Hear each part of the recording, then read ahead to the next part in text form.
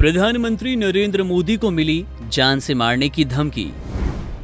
धमकी देने वाला शख्स गिरफ्तार।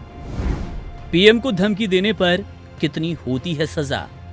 भारत में प्रधानमंत्री जैसे सर्वोच्च संवैधानिक पद पर आसीन व्यक्ति को जान से मारने की धमकी देना केवल एक आपराधिक कृत्य नहीं, बल्कि राष्ट्रीय सुरक्षा के लिए सीधी चुनौती है। ये न केवल व्यक्ति विशेष की सुरक्षा का उल्लंघन है, बल्कि देश की लोकतांत्रिक व्यवस्था और सार्वजनिक शांति को भी गंभीर रूप से प्रभावित करने वाला कृत्य। हाल ही में बिहार के भागलपुर जिले के समीर रंजन नामक युवक की गिरफ्तारी इस गंभीर विषय को एक बार फिर चर्चा के केंद्र में ले आई। उस पर आरोप है कि उसने प्रधानमंत्री कार्यालय यानी कि पीएमओ के एक वरिष्ठ अधिकारी को व्हाट्सएप के माध्यम से प्रधानमंत्री नरेंद्र मोदी को जान से मारने की धमकी दी। इस तरह की घटनाओं को भारतीय कानून बेहद गंभीरता से लेता है। सबसे पहले भारतीय दंड संहिता आईपीसी की धारा 506 के अंतर्गत यदि कोई व्यक्ति जान से मारने या गंभीर शारीरिक नुकसान पहुंचाने की धमकी देता है तो उसे 7 साल की कैद, जुर्माना या दोनों की सजा हो सकती है।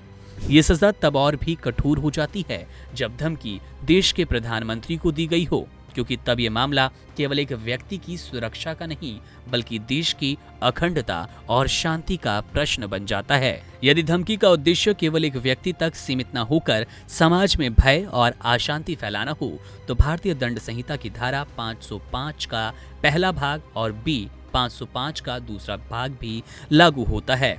इन धाराओं के अंतर्गत ऐसी किसी भी सूचना का प्रसारण जो लोगों में दहशत फैलाने या वर्गों के बीच वैमनस्य उत्पन्न करने की मंशा से किया गया हो, इसमें 3 साल की कैद या जुर्माने की सजा का प्रावधान किया गया है। इसके अलावा डिजिटल माध्यमों से दी गई धमकियों के लिए सूचना प्रौद्योगिकी अधिनियम 2000 का भी सहारा लिया जाता है। यदि धमकी social media, email, messaging apps के माध्यम से दी गई हो तो ये साइबर अपराध की श्रेणी में आता है, जैसा कि इस मामले में व्हाट्सएप मैसेज के जरिए धमकी देने का आरोप है। इस अधिनियम के तहत दोषी पाए जाने पर सजा के साथ साथ कठोर डिजिटल निगरानी और इलेक्ट्रॉनिक उपकरणों की जब्ती हो सकती है। यदि धमकी आतंकवाद से जुड़ी हो, जैसे बम धमाके की चेतावनी, किसी प्रतिबंधित संगठन का नाम लेना या देश की अखंडता के विरुद्ध कोई योजना हो, तो गैर कानूनी गतिविधियां रोकथाम अधिनियम यूएपीए जैसे सख्त कानून लगाए जाते हैं। इस कानून के अंतर्गत आरोपी को आजीवन कारावास से लेकर मृत्यु दंड तक की सजा हो सकती है। इसके साथ ही इस अधिनियम के तहत गिरफ्तारी के बाद जमानत पाना अत्यंत कठिन होता है। इस प्रकार प्रधानमंत्री को धमकी देना कानून की दृष्टि में अत्यंत गंभीर अपराध है, जिसमें न केवल कठोर सजाएं निर्धारित की गई, बल्कि ये राष्ट्रीय सुरक्षा एजेंसियों को उच्चतम स्तर पर सतर्क कर देता है।